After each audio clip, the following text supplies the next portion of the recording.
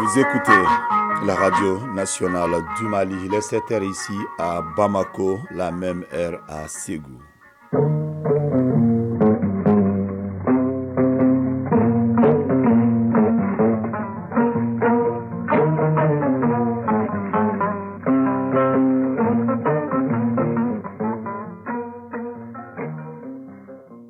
Le journal Fousseni Tunkara.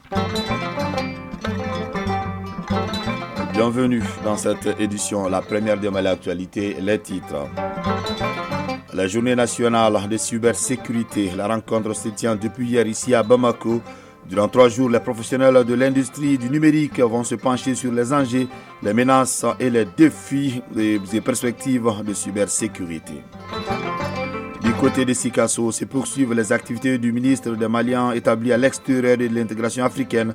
Moussa Taher a lancé hier dans le Kénédou le processus de révision de la politique nationale de migration et son plan d'action.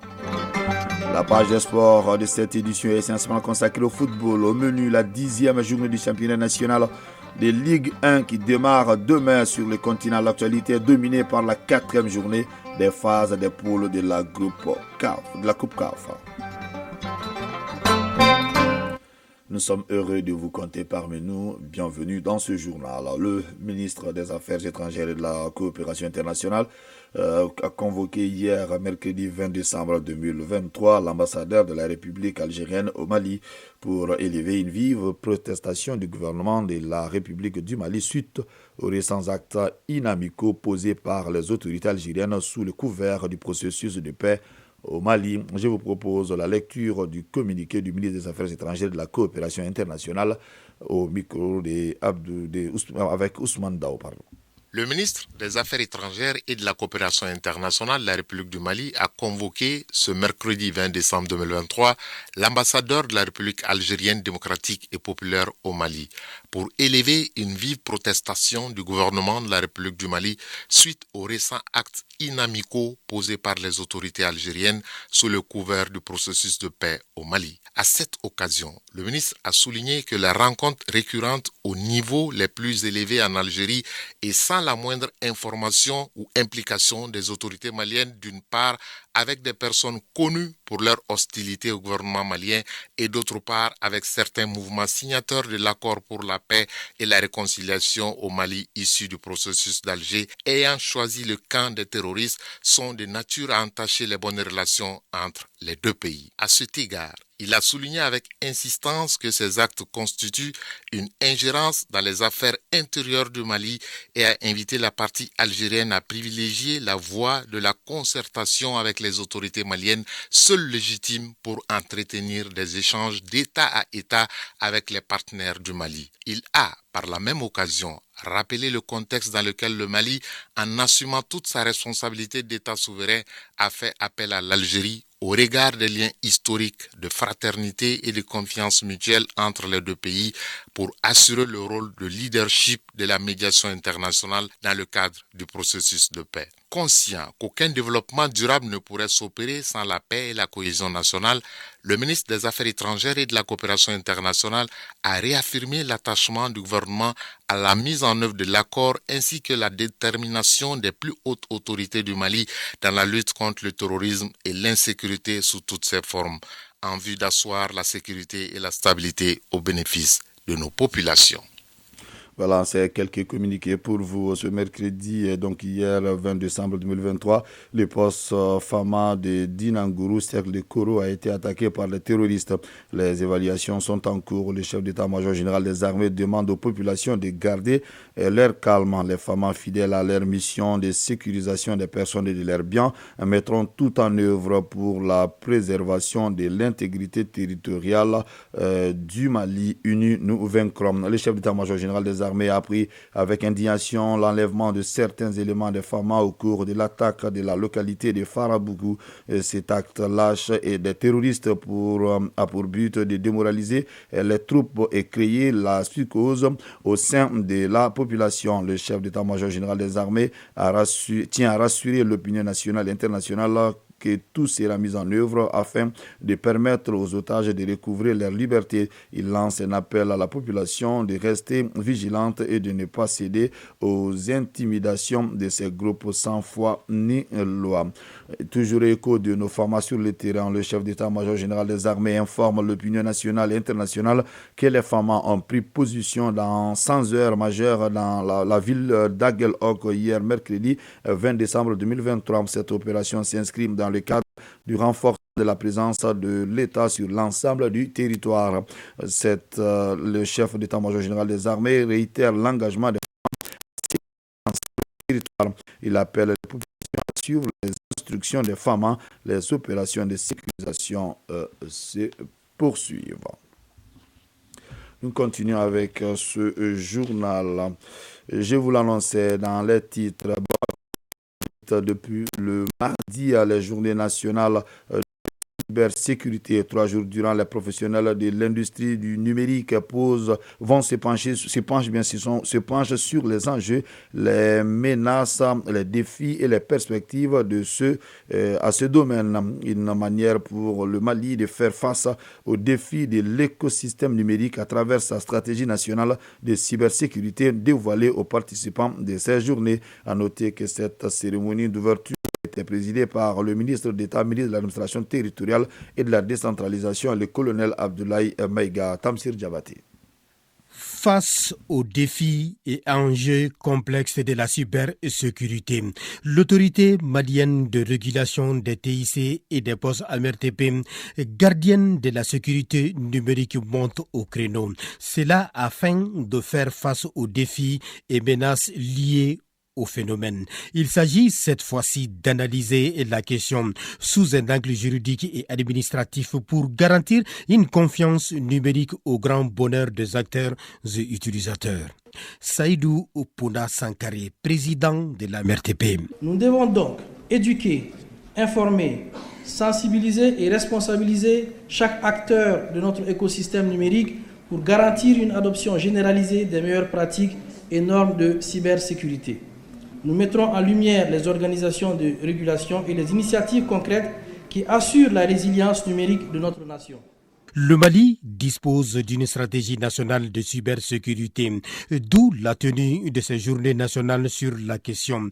Le thème retenu, la résilience numérique du Mali, à travers la stratégie nationale de cybersécurité, est et demeure le maître mot des gouvernants pour assainir l'univers numérique du Mali.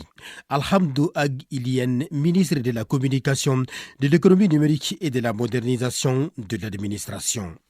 Le gouvernement du Mali a adopté le document de politique nationale de développement de l'économie numérique et son plan d'action Mali numérique 2020, afin de positionner le Mali comme un hub technologique de l'Afrique de l'Ouest et faire du numérique un levier stratégique de développement social, culturel et et économique. La transformation numérique du Mali entraînera sûrement la création de nouvelles dépendances, non seulement vis-à-vis des systèmes, des données, des infrastructures et du cyberespace, mais aussi dans la fourniture des services critiques.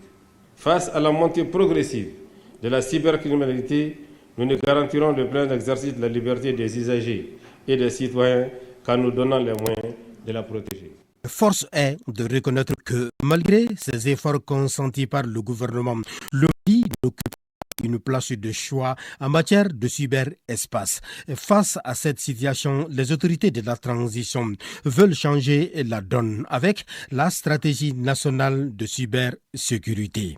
En vue d'établir la confiance dans les cyberespaces, le Mali a adopté la loi numéro 2013-015 du 21 mai 2013 portant protection des données à caractère personnel. La loi relative aux transactions d'échange et de services électroniques. La loi portant répression de la cybercriminalité. C'est pourquoi la présente stratégie de cybersécurité vise à combler les insuffisances constatées par le renforcement de la législation, du cadre institutionnel des compétences et des infrastructures. Les participants à cette première édition des Journées nationales de cybersécurité ont eu droit à un exposé détaillé sur le contenu de la stratégie nationale de cybersécurité. Il s'agit, à travers ce document, d'encourager l'innovation par la compétence locale et relever les défis des menaces numériques. Les Journées nationales de cybersécurité sont une tribune de réflexion, mais également un espace de partage d'expériences et de formation. À cet effet, 50 jeunes vont bénéficier d'une initiation sur le b.a.-ba de la maladie de du paludisme. La dengue a à peu près les mêmes symptômes que ce dernier. À la date d'aujourd'hui, près de 700 cas ont été confirmés et plus d'une trentaine de décès enregistrés au Mali. Pour lutter efficacement contre cette maladie, une opération de fumigation a été lancée à Faladje Garbal, en commune 6 du district de Bamako, par la ministre de la Santé et du Développement social. L'opération doit ensuite se dérouler également dans les régions ainsi que les cercles. De ce Baba Diarra a suivi la cérémonie de lancement. C'est dans le souci d'éradiquer la maladie de la dengue que le département de la santé renforce sa lutte contre cette maladie. Une maladie virale qui a refait son apparition au Mali en septembre dernier, provoquant une épidémie dans le pays. Le virus de la dengue est transmis à l'être humain suite à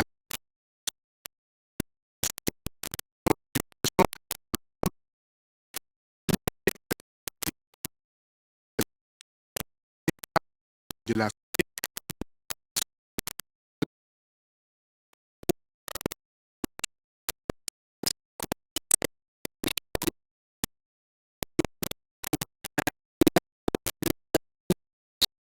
non seulement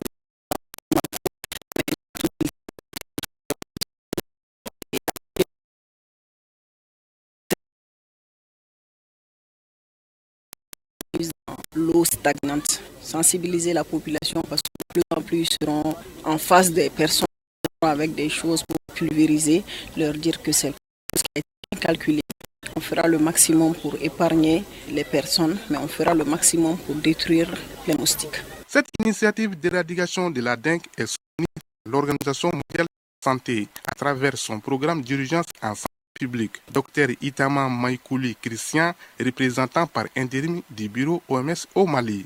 L'épidémie de la dengue, c'est une très grande préoccupation actuellement au niveau de l'OMS. C'est une préoccupation au niveau mondial, puisque du coup, on vient de constater il y a 2-3 mois que tous les continents sont affectés par la hausse des cas de dengue, à tel point qu'il y a eu pratiquement 10 jours, l'OMS a décrété une classification au niveau le plus élevé de cette crise. Et au niveau de la région africaine, il y a environ 10 pays qui ont notifié les cas de dengue.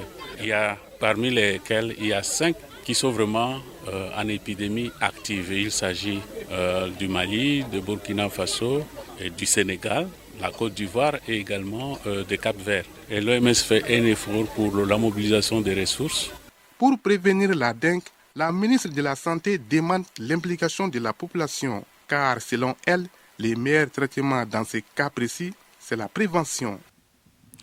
Accélérer le changement, c'est le thème de la 14e édition de la Journée des toilettes. L'événement est célébré à travers le monde le 21 décembre de chaque année depuis 2021.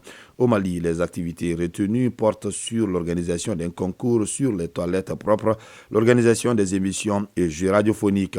Occasion pour le ministre de l'Environnement, de l'Assainissement et du Développement durable d'attirer l'attention du public sur l'importance de la journée et les conséquences des toilettes non hygiéniques. Mohamed Kantao. La journée des toilettes est célébrée le 21 décembre de chaque année. Instituée depuis 2001, cette journée est une invite à la population à adopter des comportements permettant de rendre les toilettes plus hygiéniques.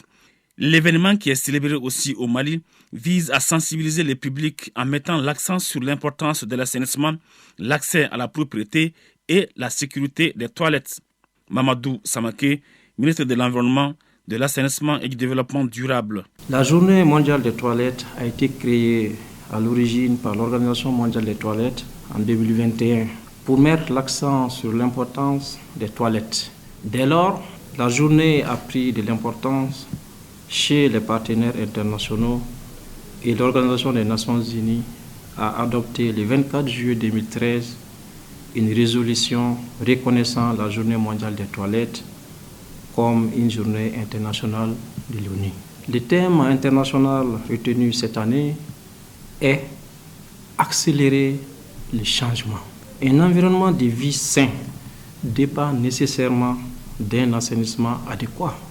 Sans système d'assainissement, les déchets humains pénètrent dans les eaux souterraines et les eaux de surface. La contamination et l'exposition aux déchets humains constituent une cause mondiale de morbidité.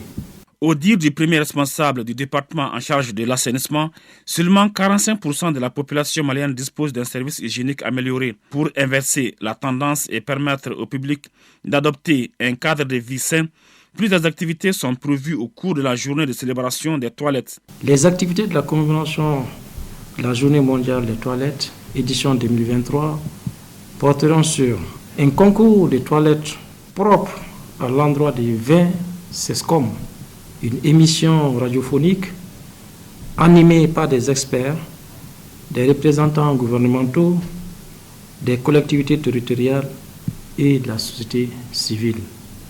Une émission de jeux radio sur des questions d'assainissement, ainsi qu'une exposition de toilettes mobiles.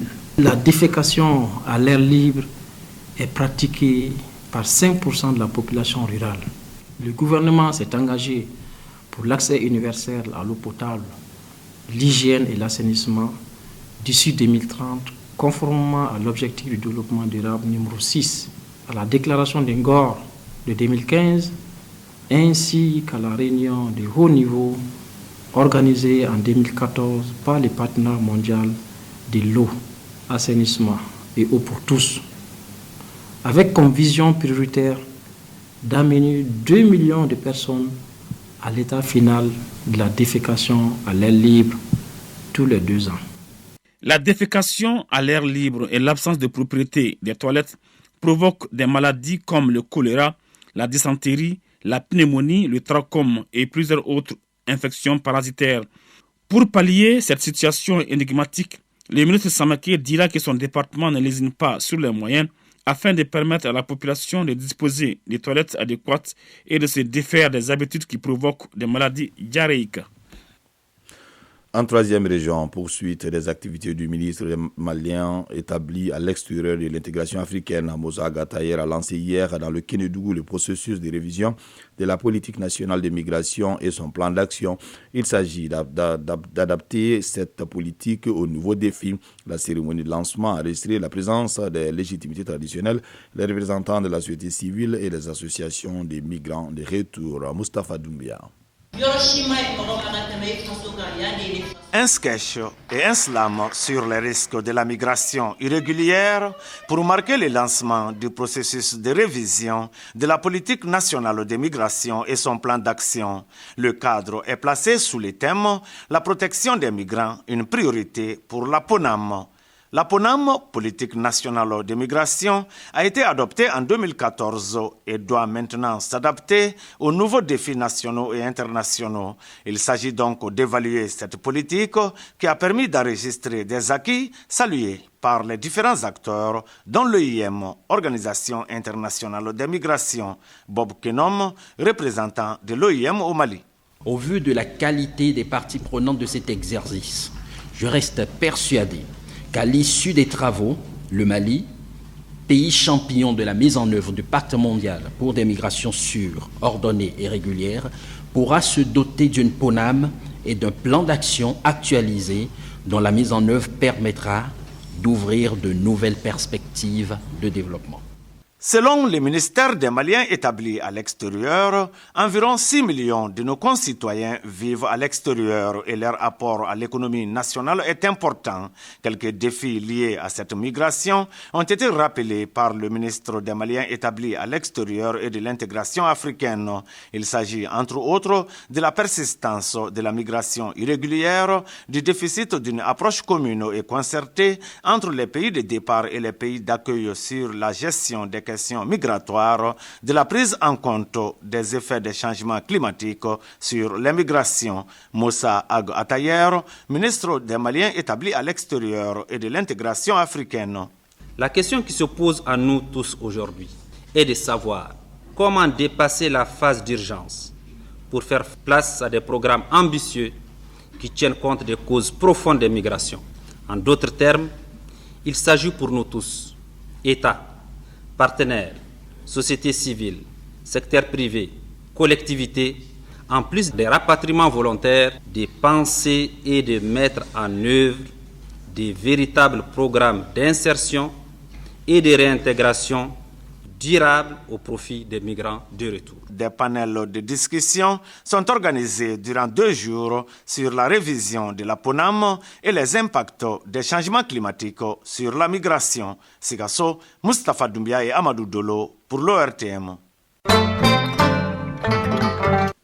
Actualité hors de nos frontières. Les élections se poursuivent ce jeudi en République démocratique du Congo suite à de nombreux dysfonctionnements qui ont émaillé la journée d'hier. Du côté de l'opposition, certains candidats à la présidentielle appellent déjà à réorganiser le scrutin.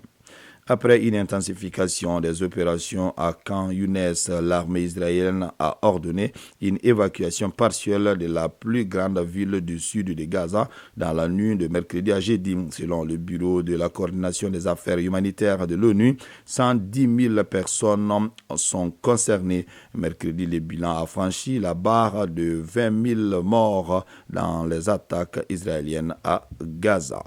Pour terminer cette page internationale, Joe Biden a annoncé hier la libération des 10 Américains détenus au Venezuela et a, selon les hauts responsables américains, décidé de relâcher en revanche Alex Saab, un proche du président vénézuélien. Selon ses sources, le président américain a pris la décision extrêmement difficile de gracier cet homme d'affaires détenu aux États-Unis depuis octobre 2021 dans le cadre d'une affaire de blanchiment. Caracas a de son côté, en plus de libérer les 10 Américains, a remis aux États-Unis un fugitif, Leonard Francis, impliqué dans un énorme scandale de corruption touchant la marine américaine, a ajouté Joe Biden.